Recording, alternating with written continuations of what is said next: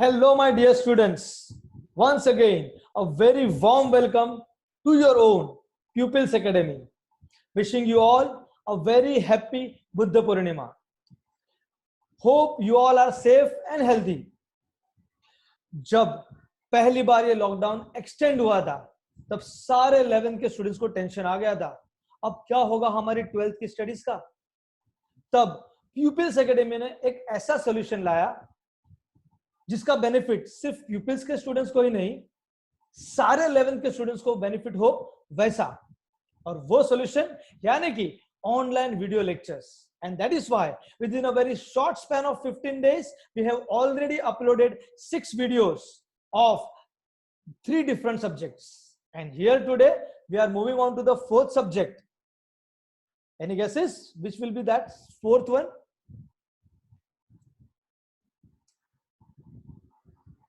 This is one of your boring subject. It seem to be. आप लोगों को सभी को boring लगता है. Yes, I'm talking about economics. But don't worry on it. I'll try my level best to keep the things as simple and interesting possible. So here is a lecture on introduction to micro and macroeconomics, which is first chapter of your SYJC economics as per the new syllabus. By now, you all must be knowing me. I am Dr. Kalpesh Parmar and these are my qualifications. So let's move on to the topic, which is introduction to micro and macroeconomics. Now, before we move on to the actual topic, हम last year का थोड़ा सा quick recap करते कि last year economics के first chapter में क्या था, क्योंकि so as to move on to the topics micro and macroeconomics, पहले हमको ये समझना जरूरी है कि economics क्या है, economics ये कहाँ से आया है. So we will understand that first. So here the term economics, ये जो word है economics, this is derived from the Greek word oikonomia. ये जो Greek word है oikonomia, ये दो words से combine किया गया है. One is oikos and the other is nomos. जहां पर oikos का मतलब होता है household, nomos का मतलब होता है rules and regulations. हम देखते हैं ना, घर में भी बहुत सारे rules and regulations होते हैं. 9 बजे के बाद girl should not be out of the house. Boys का चलता है 12 बजे भी आएंगे तो चलता है. हाँ, लेकिन एक बात है, डैडी के घर पे आने के पहले आ जाना चाहिए. So by rules and regulations if we combine these two meanings, यानी कि ओइकोस का मीनिंग और नोमोस का मीनिंग को हम कंबाइन करेंगे तो इकोनॉमिक्स का मीनिंग हो जाएगा हाउस होल्ड मैनेजमेंट. कोई भी चीज को, किसी भी चीज को मैनेज करना है तो it should be under some rules and regulations. कुछ रूल्स एंड रेगुलेशंस में रहेगा, कुछ नॉर्म्स फॉलो करेगा तो वो मैनेज हो सकता है प्रॉपरली. तो इकोनॉमिक्स का मीनिंग बताया गया हाउस होल्ड मैनेजमेंट. इसी चीज को आगे चलते हुए, यानी कि इसी चीज को लेकर there are many definitions given on economics. Economics के ऊपर बहुत सारे लोगों ने बहुत सारा अपना अपना डेफिनेशंस दिया है, बट सबसे पहला इकोनॉमिक्स का जिन्होंने डेफिनेशन दिया वो थे एडम स्मिथ. एंड सबसे पहला डेफिनेशन दिया इसलिए he is considered as the father of economics. उन्होंने जो डेफिनेशन दिया था, that definition was economics is an inquiry into the nature and causes of wealth of nations. उन्होंने क्या बोला? उन्होंने बोला इकोनॉमी यानी क्या? Wealth of the nation. Nation का वेल्थ जितना होगा उतना ही उसका इकोनॉमी होगा. उन्होंने वेल्थ के ऊपर फोकस किया, इसीलिए एडम स्मिथ की डेफिनेशन को वेल्थ ओरिएंटेड डेफिनेशन भी कहा जाता है और सबसे जुना डेफिनेशन है, इसीलिए इनके डेफिनेशन को क्लासिकल डेफिनेशन भी कहा गया. This definition was given by Adam Smith in his own book which was the wealth of nations, which he published in the year 1776. सोचो कितने साल पहले उन्होंने पब्लिश किया था. ये बुक ज्यादा नहीं, कुछ 950 to 1000 पेजेस का है, but most important is that what he has given in this book. He has given the first definition of economics, because of which he is considered as the father of economics. मेरा हमेशा question यही होता है students को कि अगर Adam Smith has given the first definition of economics, he has written a book on economics and he has become the father of economics, then who is Chanakya? उन्होंने तो आज से 2000 साल पहले ऐसा इकोनॉमिक सिस्टम बनाकर पूरा इंप्लीमेंट करके बताया, और उनका भी बुक बहुत फेमस है, कौटिल्य अर्थशास्त्र. But here we will not be getting the marks on the basis of that. We'll be getting the marks on the basis of telling Adam Smith as the father of economics. चलो, उनका definition wealth oriented था. उन्होंने wealth पे emphasise किया था. Wealth को उन्होंने कहा it is an invisible hand for the economy. इनके बाद आए second, and he was Alfred Marshall, one of the greatest economists of all time. इन्होंने बहुत सारी चीजें दी है हमारे 12th के सिलेबस में. More than half of the syllabus you will be having his theories and laws. इन्होंने बहुत सारे लॉस एंड थियरीज दिए हुए हैं. इनका डेफिनेशन क्या था इकोनॉमिक्स का? इन्होंने कहा economics is a science of human welfare and wellbeing. उन्होंने बोला वेल्थ से कुछ नहीं होता है, वेल्थ बढ़ने से इकोनॉमी उतना स्ट्रांग नहीं होता है अगर वो वेल्थ लोगों के काम ही ना आए. मतलब अगर वेल्थ लोगों के भले के लिए, वेलबीइंग मतलब हम क्या कहते हैं, लोगों का भला, ये वेल्थ जब लोगों के वेलफेयर के लिए काम आता है तब वो इकोनॉमी को ज्यादा स्ट्रांग बनाता है. भाई उन्होंने वहां पर ही वो कंसेप्ट सोचा होगा. हम बोलते हैं ना ग्रोथ एंड डेवलपमेंट में क्या फर्क है. ग्रोथ यानी नेशनल इनकम का बढ़ना, डेवलपमेंट यानी उसके नेशनल इनकम के बढ़ने से जब कंट्री में कुछ पॉजिटिव चेंजेस आते हैं, अनएम्प्लॉयमेंट रेट कम होता है, लोगों का स्टैंडर्ड ऑफ लिविंग बढ़ता है, that is well being of the people. लोगों का क्वालिटी बढ़ रहा है तो वो हम बोलते हैं it is development. So here उन्होंने एम्फेसाइज किया लोगों के वेल बीइंग के ऊपर. दैट पर्टिकुलर डेफिनेशन, ये डेफिनेशन उन्होंने दिया था अपनी बुक प्रिंसिपल्स ऑफ इकोनॉमिक्स में, जो उन्होंने पब्लिश की थी 1890 में, approximately 100 years after the book of Adam Smith. अभी इन्होंने वेलफेयर के ऊपर फोकस किया, वेलफेयर होना चाहिए, लोगों का भला होना चाहिए, but still the concept of definition of economics is not around the household management. इसीलिए इनके बाद हमारे मॉडर्न इकोनॉमिस्ट आए, प्रोफेसर लायोनेल रॉबिन्स. उन्होंने अपनी बुक में एक अच्छा सा डेफिनेशन दिया, एकदम छोटा सा डेफिनेशन है, देखो. Economics is a science which studies human behaviour as a relationship between ends and scarce means which have alternative uses. वैसे बहुत बड़ा डेफिनेशन दिख रहा है, बट इन्होंने अपनी डेफिनेशन को समझाने के लिए he has given 4 key points. उन्होंने 4 इंपॉर्टेंट पॉइंट्स दिए अपनी डेफिनेशन को और अच्छे से समझाने के लिए. तो उनकी डेफिनेशन को समझने के लिए ये 4 पॉइंट्स क्या क्या है, उन्होंने क्या चीज पर फोकस किया. उनका फोकस था स्कैरसिटी के ऊपर. देखो उनकी डेफिनेशन में स्कैरसिटी को फोकस किया गया है, इसलिए लायोनेल रॉबिन्स अंकल के डेफिनेशन को स्कैरसिटी ओरिएंटेड डेफिनेशन भी कहते हैं, या फिर मॉडर्न इकोनॉमिस्ट है इसलिए उनको मॉडर्न डेफिनेशन भी कहा गया है. So, what are the important key points of Robbins' definition? The first key point of his definition was human wants. Human wants कैसे होते हैं? Limited होते हैं कि unlimited होते हैं? Yes. Last year only we have learned about it कि human wants are always unlimited. Human wants हमेशा unlimited होते हैं. यहां पर हम लोग पहले बेसिक डिफरेंस समझते हैं नीड और वांट का. नीड यानी क्या? What is required for you, what is needed for you. हमारे लिए क्या जरूरी है, हम बोलते हैं ना जरूरी, तो हमारे लिए फूड, क्लोथिंग, शेल्टर ये सब जरूरी है. But when we talk about wants, तो वांट्स में हम बोलते हैं कि फूड, क्लोथिंग, शेल्टर ये जरूरी है, बट हमारे लिए कार, हमको कार भी चाहिए, मोबाइल फोन भी चाहिए, घर चाहिए बट हमको उसमें बंगलो चाहिए, अच्छा सा फ्लैट चाहिए, क्लोथिंग चाहिए बट ब्रांडेड चाहिए, घर चाहिए, लेकिन ये सब हम बोलते हैं ना कि चाहिए चाहिए, दैट इज योर वांट्स. और ये जो चाहिए ना वो कभी खत्म नहीं होता है. There is always an unending chain of wants.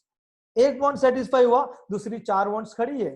जैसे फॉर एग्जांपल हमने एक नया फ्लैट खरीदा समझो, अब एक फ्लैट खरीदने का वांट सेटिस्फाई हुआ ही नहीं, दूसरे 4 वांट्स आ जाते हैं. क्योंकि इंडियन मेंटालिटी कैसी होती है, जहां पर हमने फ्लैट खरीदा है तो उसको पहले हम देखने जाते हैं. तो जब हम उस फ्लैट को देखने के लिए 4, 5, 10 फ्लैट्स देखे तो उस वक्त हम ये भी देखते हैं, जिसको फाइनलाइज करने वाले होते हैं उसको देखते हैं आजू बाजू में कौन रह रहा है, हमारे कम्युनिटी का कोई है कि नहीं, उसके घर में क्या क्या चीजें है. भाई हमारे घर में भी वो सब चीजें होनी चाहिए. अच्छा इतना अच्छा सोफा कम बेड है, हमारे घर में भी होना चाहिए. अरे वाह कितना अच्छा झूमर है, हमारे घर में भी होना चाहिए. तो घर खरीदने का एक पॉइंट सेटिस्फाई हुआ, झूमर, फर्नीचर, ये वो कितनी सारी चीजें आ जाती है.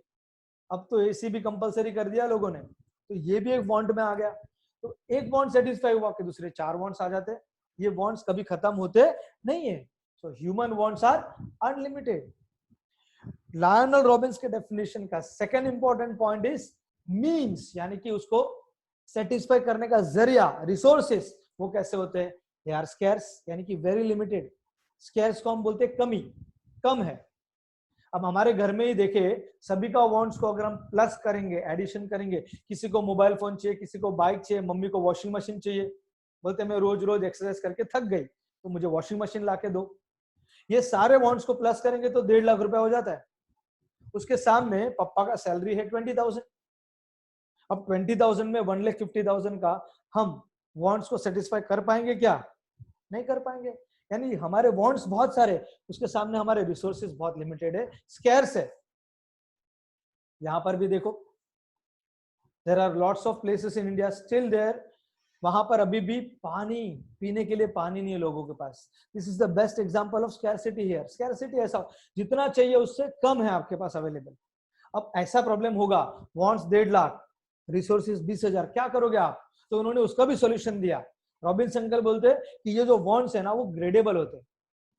ग्रेडेबल मतलब कि आप ग्रेड दे दो। अब 20,000 से आप कार पहले खरीदोगे या आप घर के लिए राशन पहले लाओगे? यस, यानी कि उसको सीक्वेंस में रख दो, most important, less important, least important, जिसको हम यूजुअली कहते हैं नेसेसिटीज, कंफर्ट्स एंड लग्जरीज। सबसे पहले आप ब्रेड लाओगे, फिर फ्रिज, टीवी, वॉशिंग मशीन, ये सब लाओगे यानी कि कंफर्ट्स, और फिर अगर आपके पास पैसा बच रहा है तो आप ज्वेलरीज, एसी, कार, ये सब खरीदने के लिए जाओगे, right? So the steps should be, the sequence should be, आप किस तरह से स्पेंडिंग करोगे, आपका इनकम कैसे खर्च करोगे। तो पहले नेसेसिटीज, फिर कंफर्ट्स और फिर लग्जरीज। तो ये ग्रेड दे दिया आपने। और सबसे इंपॉर्टेंट बात होती है उनके डेफिनेशन की, विच इज, ये जो मीन्स है, these resources have alternative uses. मतलब होता क्या है, खर्चा करते करते आपके पास आखिरी 500 रुपीज बचे और आपके पास लास्ट 2 ऑप्शन है। पिताजी के पास, पापा के पास 2 ऑप्शन है, 500 रुपए बचे, इलेक्ट्रिसिटी बिल भरू या मोबाइल रिचार्ज करूं। इकोनॉमिक्स इसका सॉल्यूशन देता है कि यहां पर एक रैशनल पर्सन ने क्या करना चाहिए। रैशनल पर्सन क्या करेगा? इलेक्ट्रिसिटी बिल भरेगा या मोबाइल रिचार्ज करेगा? यस, इलेक्ट्रिसिटी बिल भरेगा। So this is what economics is all about, household management is all about, in the words of Lionel Robins. उन्होंने इतना अच्छे से समझाया हमको कि हाँ, यही होगा हाउसहोल्ड मैनेजमेंट ही इकोनॉमिक्स। लेकिन when we talk about economics, 1933 के पहले इकोनॉमिक्स को छोटे लेवल पे मानते थे, मतलब घर का मैनेजमेंट यानी इकोनॉमिक्स। लेकिन 1914 से 1990 तक हम सभी को पता है देयर वाज वर्ल्ड वॉर 1, पहला वर्ल्ड वॉर हुआ। और वर्ल्ड वॉर बहुत डेंजरस था। उसमें वर्ल्ड की मेजर इकोनॉमिक्स जो थे, यानी कि जो डायनामिक इकोनॉमिक्स थे, जो हम कहते हैं आज की डेट में पावरफुल नेशंस, वो लोग की भी रीढ़ की हड्डी टूट चुकी थी। There was a great depression, पूरा एरा था 1920s का, हम बोलते हैं the great depression of 1930s, यानी कि 1921 से लेकर 1930 तक। And 1929 is considered as the year of great depression. और ऐसे डिप्रेशन के ईयर में जहां पर दुनिया की मेजोरिटी इकोनॉमी सफर हो रही है, तो सॉल्यूशन कैसे आएगा? हाउसहोल्ड मैनेजमेंट से। इकोनॉमिक्स जिसका मीनिंग हाउसहोल्ड मैनेजमेंट है, उससे सॉल्यूशन आएगा क्या? नहीं, कुछ बड़े लेवल पे सोचना पड़ेगा। और वहां पर economics was divided into 2 parts. जो अब तक इकोनॉमिक्स था उसको कहा गया माइक्रो इकोनॉमिक्स, और जो लार्ज लेवल पे सोचना है उसको कहा गया मैक्रो इकोनॉमिक्स। अब ये कैसे हुआ? In this particular lecture, we are going to understand about first part, that is microeconomics. हम microeconomics को ही डिटेल में समझने वाले हैं। About macroeconomics हम दूसरे वीडियोस में देखेंगे। फिलहाल this video is all about what is microeconomics is all about. हम पहले microeconomics के बारे में जानेंगे in this particular video. क्या है ये microeconomics? कैसे, क्या स्टडीज है इसका? Whenever we talk about any topic for the first time, किसी भी टॉपिक के बारे में हम जब पहली बार सोचते हैं तो उसमें 3 बातें आती है। First thing is introduction, second thing is it's definition, and third thing is it's meaning. तो उसमें पहली बात क्या थी? Yes, introduction. जब भी किसी भी वर्ड को आप इंट्रोड्यूस, किसी भी कंसेप्ट को आप इंट्रोड्यूस करते हैं, तो उसका वो वर्ड कहां से आया है वो आप बताओगे। अब माइक्रो इकोनॉमिक्स में इकोनॉमिक्स कहां से आया है वो तो आपको पता है, ओइकोनोमिया। एक वर्ड है ओइकोस, दूसरा वर्ड है नोमिया यानी नोमोस। ओइकोस यानी हाउस होल्ड, नोमोस यानी rules and regulations. Combined meaning हो गया इकोनॉमिक्स का हाउस होल्ड मैनेजमेंट। दिक्कत हो गया थोड़ा सा, बट माइक्रो इकोनॉमिक्स में माइक्रो वर्ड कहां से आया है वो हम सोचते हैं। So the term micro is derived from the Greek word micros, which means small or the millionth part. मैंने हाईलाइट भी किया है यहां पर, आप अच्छे से नोटिफाई कर लो, नोटिस कर लो, उसको नोट डाउन कर लो। माइक्रो वर्ड हमारा वर्ड है MICRO इंग्लिश में, ग्रीक में वर्ड था MIKROS, जिसका मतलब होता है, ग्रीक वर्ड माइक्रोस का मतलब होता है स्मॉल। मतलब जो स्मॉल का स्टडी करेगा वो माइक्रो इकोनॉमिक्स होगा। दूसरी बात आती है इंट्रोडक्शन में कि वो वर्ड को किसने दिया। So the term microeconomics was originated and introduced by Ragnar Frisch in the year 1933। Ragnar Frisch uncle ने इसका फायदा उठा लिया, बोला आज मैं दो टर्म्स दे रहा हूं, micro economics and macro economics. उसमें से फिलहाल हम माइक्रो इकोनॉमिक्स के बारे में बात कर रहे हैं, तो माइक्रो इकोनॉमिक्स ये वर्ड ओरिजिनेट और इंट्रोड्यूस किया रेगनर फ्रिस्ट ने। ऐसा भी कहा जाता है the term microeconomics was coined bye, तो भी वही आएगा, रेगनर फ्रिस्ट इन 1933। तीसरी बात आती है इंट्रोडक्शन में, अब उन्होंने इंट्रोड्यूस तो कर दिया, डेवलप कौन करेगा। So the micro economics was developed by doctor Alfred Marshall, और उन्होंने कहां पर डेवलप किया था, in his book principles of economics which was published in the year 1890।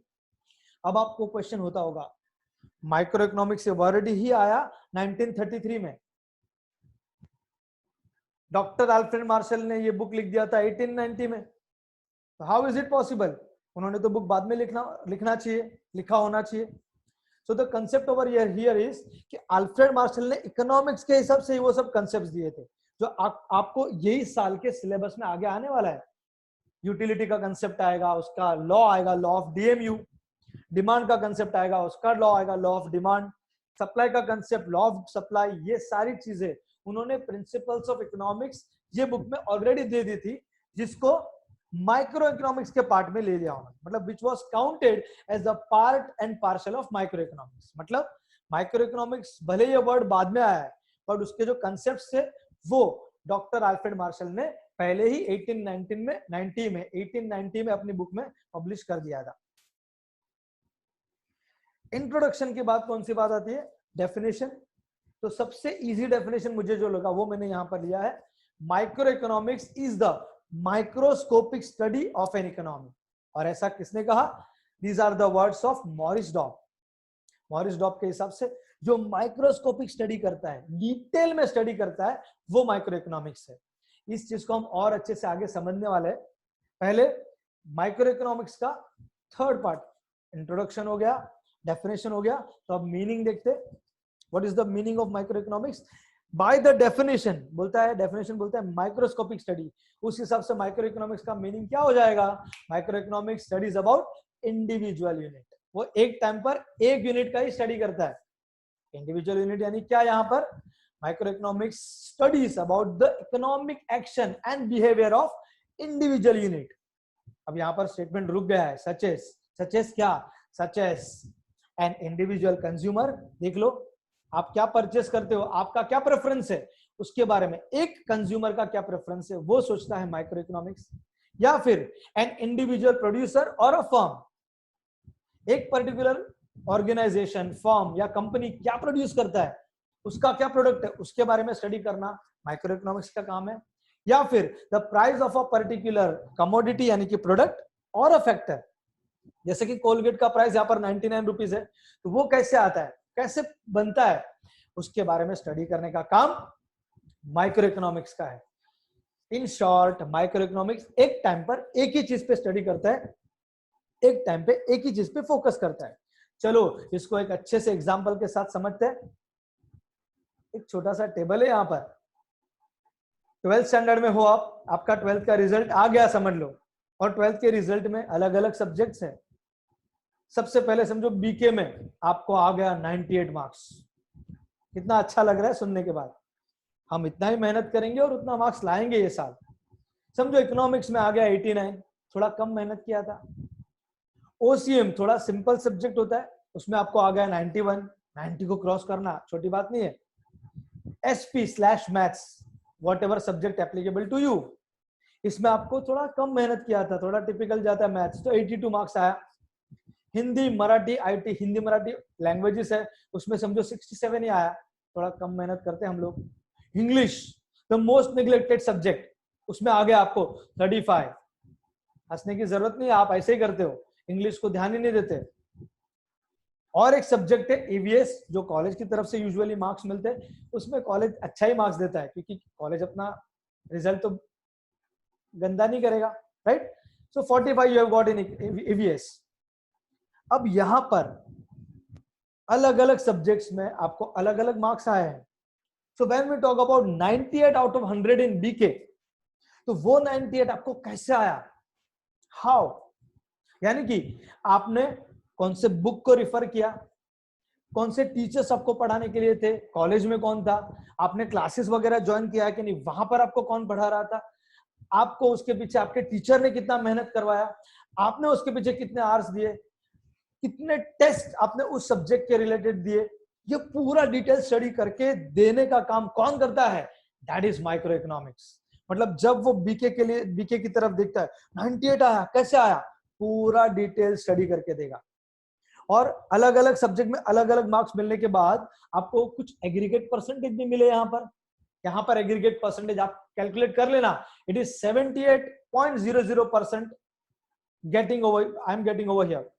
तो ये जो 70%, 78% जो एग्रीगेट आया है ओवरऑल, किसी में 98 है तो किसी में 35 है, लेकिन on an average her subject में 78 मार्क्स है, ऐसा बोल सकते हैं। तो वो जो ऑन एन एवरेज मार्क्स है, ओवरऑल मार्क्स, ओवरऑल परसेंटेज है, that is called as the study of macro economics. मतलब माइक्रो इकोनॉमिक्स एक ही चीज के ऊपर फोकस करके उसका डिटेल स्टडी देता है, और मैक्रो इकोनॉमिक्स सारे चीजों को कवर करके ओवरऑल स्टडी देता है। This is the basic difference between microeconomics and macroeconomics. Hope you have understood what is the concept of micro and macroeconomics by this simple example. तो ये था माइक्रोइकोनॉमिक्स क्या है उसके बारे में। तो इसका सबसे पहला क्वेश्चन हम लोग समझने की कोशिश करते हैं यहां पर, और समझते अच्छे से। स्कोप ऑफ माइक्रोइकोनॉमिक्स, स्कोप यानी क्या, तो scope is nothing but your subject matter, मतलब कितना एरिया कवर करता है स्टडीज का, मतलब कौन सी बातों, कौन से कंसेप्ट्स को कवर करता है माइक्रो इकोनॉमिक्स। आप माइक्रो इकोनॉमिक्स में कौन सी बातों के बारे में सीखने वाले हो, तो उसमें कौन सी बातें आती है। सबसे पहली बात आती है theory of value. Theory of value यानी क्या, तो थियरी ऑफ वैल्यू यानी आगे हम we are going to learn it. First is theory of value, दूसरा है थियरी ऑफ डिस्ट्रीब्यूशन, और तीसरा है थियरी ऑफ इकोनॉमिक वेलफेयर। ये तीन चीजों के बारे में हम जनरली माइक्रो इकोनॉमिक्स में पढ़ते हैं। What is theory of value? Theory of value is also called as product pricing. मैंने आपको जस्ट बताया था कोलगेट का एग्जांपल, उसमें 99 रुपीज प्राइस लिखा था, तो वो कैसे आता है, with the help of two market forces, one is demand and the other is supply. इसको हम अब भी जस्ट इसी वीडियो में डिटेल में समझने वाले हैं। फिलहाल इतना समझो कि किसी भी प्रोडक्ट का प्राइस दो मार्केट फोर्सेस से डिसाइड होता है, one is demand and the other is supply. When we talk about theory of distribution, theory of distribution is nothing but factor pricing. When we talk about factor, तो we are talking about factors of production. Production के जरिए कौन सी चीजों के through production होता है, तो there are 4 factors of production: land, labor, capital and entrepreneur. अब लैंड अगर हम हायर करेंगे तो उसका रेंट पे करना पड़ेगा, लेबर हम हायर करेंगे तो उसका वेजेस पे करना पड़ेगा, कैपिटल हम इंट्रोड्यूस करेंगे तो उसके ऊपर इंटरेस्ट पे करना पड़ेगा, और एंटरप्रेन्योर ये सबको ऑर्गेनाइज करने का फाइनली प्रॉफिट लेकर जाता है। यानी कि जो भी अर्निंग हुआ है बिजनेस का, that will be distributed to all the factors of production in the form of land को रेंट, लेबर को वेजेस, कैपिटल को इंटरेस्ट और एंटरप्रेन्योर को profit. This is the concept. और थियरी ऑफ इकोनॉमिक वेलफेयर यानी क्या, तो इकोनॉमिक वेलफेयर तब आएगा when there will be optimum allocation of resources. हम लोग और अच्छे से डिटेल में उसी चीज को समझते हैं। First part was product pricing यानी कि थियरी ऑफ वैल्यू। यहां पर हमने कहा था there are two market forces, दो मार्केट फोर्सेस है जिसके बेसिस पर किसी भी प्रोडक्ट का प्राइस डिसाइड होता है। One is demand and one is supply. यहां पर डिमांड और सप्लाई दोनों दिया है। डिमांड कंज्यूमर का पॉइंट ऑफ व्यू है और सप्लाई प्रोड्यूसर का पॉइंट ऑफ व्यू है। प्रोड्यूसर क्या सोचता है? प्रोड्यूसर ये सोचता है कि मैं मेरा प्रोडक्ट बोलो कम से कम प्राइस में बेचूं कि ज्यादा से ज्यादा प्राइस में बेचूं। यस, प्रोड्यूसर सेलर ये सोचेगा कि मैं ज्यादा से ज्यादा प्राइस में बेचूं। समझो अगर मेरा मिल्क का डेयरी है तो मैं मेरा मिल्क 500 रुपए लीटर में बेचूं। अब मैंने बोर्ड लगा दिया आज का दूध का भाव 500 रुपया पर लीटर। कोई आएगा क्या खरीदने के लिए? नहीं। बायर्स बोलेंगे भाई इतना हमको नहीं परवड़ेगा। बायर क्या सोचेगा? हमको 20 रुपए लीटर में मिले तो मजा आ जाए। तो यहां पर क्या हो जाएगा? प्रोड्यूसर बोलेगा मेरे को कुछ प्रॉफिट ही नहीं होगा, I can not sell this particular product in 20 rupees per litre. तो यहां पर दोनों के हिसाब से सोचना पड़ेगा। प्रोड्यूसर ज्यादा के बारे में सोचता है, कंज्यूमर कम के बारे में सोचता है। तो इन मिडल ऑफ दैट कहीं पर कोई एक ऐसा प्राइस डिसाइड करना पड़ेगा जहां पर प्रोड्यूसर को कुछ अच्छा खासा प्रॉफिट भी मिल जाए और जो कंज्यूमर है, जो खरीदने वाला है, उसको वो प्राइस इतना ज्यादा ना लगे कि वो खरीदने ना आए। तो एक मिडिल में ऐसा प्राइस डिसाइड होगा, से for example 60 rupees per litre जो आज यूजुअली जनरली मिलता है हमको, तो वो 60 रुपीज है ना, that price is called as equilibrium price. ये ऐसा प्राइस है जहां पर डिमांड को भी कंसिडर किया गया है और सप्लाई को भी कंसिडर किया है और उस प्रोडक्ट का प्राइस फाइनलाइज किया गया है। तो this is how the product pricing is done with the help of two market forces, one is demand and one is supply. और हम हमेशा देखते हैं कभी भी किसी भी प्रोडक्ट का प्राइस उसके वैल्यू के हिसाब से रहता है। जिसका डिमांड ज्यादा और सप्लाई कम होता है, यानी कि उसका स्कैरसिटी है, तो उसका वैल्यू ज्यादा होता है, तो उसका प्राइस भी हम ज्यादा रखते हैं। जिसका डिमांड कम और सप्लाई ज्यादा है, अवेलेबल बहुत है लेकिन कोई खरीद नहीं रहा है, तो उसका वैल्यू कम, तो उसका प्राइस भी कम हो जाएगा। This is how demand, supply and price, these all the concepts are inter related. Hope आप सबको समझ में आ गया रहेगा कि प्रोडक्ट प्राइसिंग क्या होता है। और ये कंसेप्ट है हमारा माइक्रो इकोनॉमिक्स का। Next concept is factor pricing. Factor यानी मैंने आपको ऑलरेडी बताया, there are 4 factors of production. जब प्रोडक्शन प्रोसेस की हम बात करते हैं तो ये चारों का होना जरूरी है। 4 में से एक भी नहीं होगा, प्रोडक्शन प्रोसेस कंप्लीट होने वाला नहीं है। सबसे पहले हमको क्या किसकी जरूरत पड़ेगी? बट ऑब्वियसली लैंड की जरूरत पड़ेगी। जमीन नहीं होगी तो प्रोडक्शन कहां पर होगा? इसलिए लैंड जरूरी है। लैंड के साथ साथ अभी हमने एक पर्टिकुलर प्लेस, हमने एक पर्टिकुलर शॉप रेंटल बेसिस पर ले तो लिया, लेकिन हमारे पास लेबरर्स ही नहीं है काम करने के लिए। मुकेश अंबानी कब तक अकेला अकेला बिजनेस करते रहेगा? उसको लोग चाहिए उसके बिजनेस को बढ़ाने के लिए, तो लेबरर्स लगेंगे हमको मैन्युफैक्चरिंग करने के लिए, उसको सेलिंग करने के लिए। चलो लेबर भी आ गए, 10 लेबर को बुला लिया, शॉप है, 10 लेबर आ गए, लेकिन हमारे पास मशीनरी नहीं है, रॉ मटेरियल नहीं है, चलेगा क्या? अब 10 लेबर को क्यों बुलाया? डांडिया खेलने के लिए? नहीं ना। इसलिए रॉ मटेरियल्स, मशीनरी, पैसा, लेबरर्स को बोल देंगे तुम लोग आओ, हाँ काम करो, लेकिन आपको पगार नहीं मिलेगा, चलेगा क्या? इसीलिए उनको देने के लिए पैसा, तो रॉ मटेरियल, मशीनरी, पैसा, इसको इकोनॉमिक्स में कहते हैं कैपिटल। और ये सारी चीजों को, लैंड, लेबर, कैपिटल, इन सब को लाने का, मैनेज करने का, ऑर्गेनाइज करने का काम करता है चौथा फैक्टर, यानी कि एंटरप्रेन्योर। अब चारों में से बोलो कोई भी एक हम छोड़ सकते हैं क्या? नहीं। इसलिए ये चारों फैक्टर्स आएंगे तब प्रोडक्शन का प्रोसेस कंप्लीट होगा। अब उन लोग काम करेंगे, उनका काम लगेगा, उनसे काम निकलवाएंगे, तो उनको कुछ देना भी पड़ेगा। तो क्या देंगे हम? तो वो प्रोडक्ट्स जो प्रोड्यूस कर रहे हैं उसको बेचकर जो पैसा आया, वो पैसे को हम डिस्ट्रीब्यूट करेंगे। कैसे डिस्ट्रीब्यूट करेंगे? लैंड को डिस्ट्रीब्यूट होगा रेंट, लेबर को जो हम देंगे डिस्ट्रीब्यूशन में वो होगा वेजेस, कैपिटल को हम जो रिटर्न में देंगे that will be called as interest, और एंटरप्रेन्योर ये सब कुछ पे होने के बाद जो लास्ट में बच जाएगा वो होगा उसका प्रॉफिट। नहीं बचा तो उसका नो प्रॉफिट नो लॉस, और अगर खुद की जेब से उसको डालना पड़ा पेमेंट करने के लिए तो वो होगा उसका loss, what ever it is. But ये चारों फैक्टर्स को हम रिटर्न में जो भी दे रहे हैं, लैंड को रेंट, लेबर को वेजेस, कैपिटल को इंटरेस्ट और एंटरप्रेन्योर को प्रॉफिट, वो हम क्या कर रहे हैं? तो जो वो उन्होंने प्रोड्यूस किया है वो बेचकर जो पैसा आया है वही पैसा हम उनको डिस्ट्रीब्यूट कर रहे हैं in the form of rent, wages, interest and profit. इसीलिए factor pricing is also called as theory of distribution. तो theory of value product pricing, theory of distribution factor pricing, और तीसरा था थियरी ऑफ इकोनॉमिक वेलफेयर। और welfare तब आएगा when there will be optimum utilization of all the productive resources।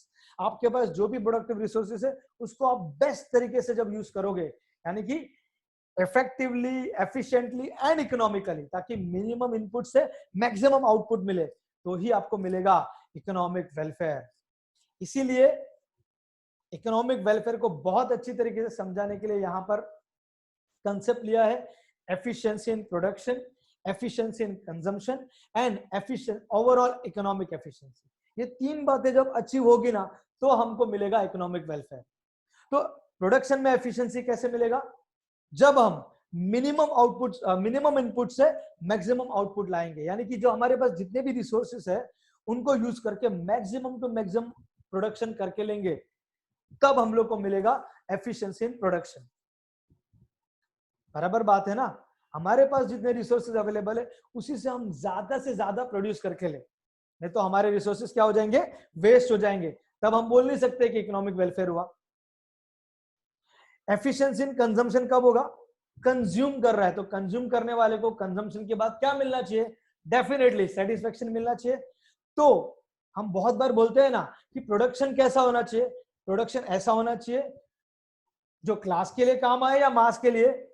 Yes, production ऐसा होना चाहिए जो मास मैक्सिमम लोगों को सेटिस्फाई करे, वैसा प्रोडक्शन होना चाहिए। तो सेटिस्फेक्शन इज इंपॉर्टेंट देयर। ज्यादा से ज्यादा लोगों को सेटिस्फाई किया तब हम बोल सकते हैं कि इकोनॉमी में इकोनॉमिक वेलफेयर है। और ओवरऑल इकोनॉमिक एफिशिएंसी यानी क्या? ऐसी चीजों का प्रोडक्शन जो अब भी आज के टाइम में मोस्ट डिजायर्ड गुड्स है। देखो हमारा ग्लोबल पेंडेमिक यहां पर है, तो वहां पर कौन सी चीज का सबसे ज्यादा डिजायर्ड गुड्स को माना जाएगा? यहां पर हाइड्रोक्साइड क्लोरोफिन जो टैबलेट्स है वो आज इंडिया दुनिया के सारे कंट्रीज को हम एक्सपोर्ट कर रहे हैं। This is the best example of the most desired goods today. ऐसी चीजों का प्रोडक्शन होता रहेगा तो ऐसी चीजें डेफिनेटली डिजायर्ड है, मतलब लोगों को मैक्सिमम बेनिफिशियल है। इस तरह से तीन चीज जब अचीव होगा, यानी कि efficiency in production, maximum output with the minimum input, efficiency in consumption, satisfying the mass of the people, and overall economic efficiency यानी कि producing the most desired goods. ऐसे जब हम लोग इस तरह से प्रोडक्शन का पैटर्न रखेंगे तो हम लोग को मिलेगा इकोनॉमिक वेलफेयर। ये सारी चीजें कौन सिखाता है? ये सारी चीजें, these are all the concepts of micro economics. Hope you all have understood whatever I have done till now। आगे का जो माइक्रो इकोनॉमिक्स का पार्ट है, यानी कि features of micro economics and importance of micro economics, that I am going to upload in the next video. अभी तक के सारे वीडियोस को आपने इतना अच्छे तरीके से लाइक किया है, शेयर किया है और सब्सक्राइब किया है, उसके लिए थैंक यू सो मच। इसी तरह से मेरे सारे एजुकेशनल वीडियोस को लाइक, शेयर एंड सब्सक्राइब करते रहो, so that I get motivated, मैं ज्यादा से ज्यादा मोटिवेट होता रहूं, आपके लिए ऐसे और भी वीडियोस अपलोड करता रहूं। So thank you all for giving me your love to my videos. Thank you so much to be connected with me.